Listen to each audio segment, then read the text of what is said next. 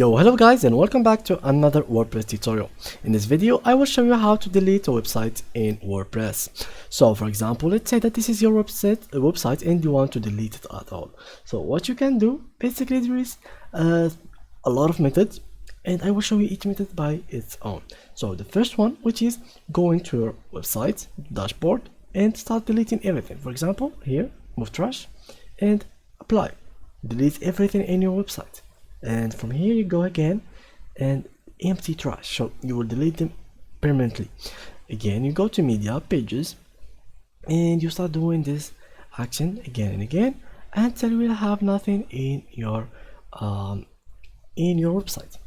So something like that will do the work. For example, if you went here, we'll find that our website is empty at all. There is nothing in it.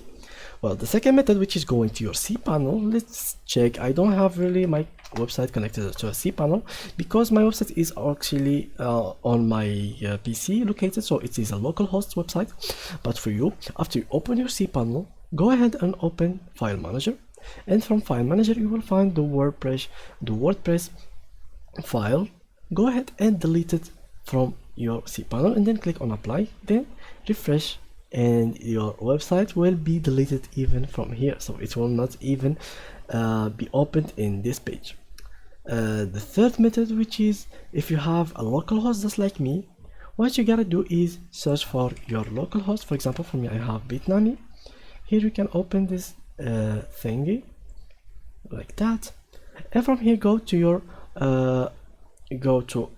folder and click on uninstall, and this will uninstall all the files and remove your website from your local host, remove everything from it.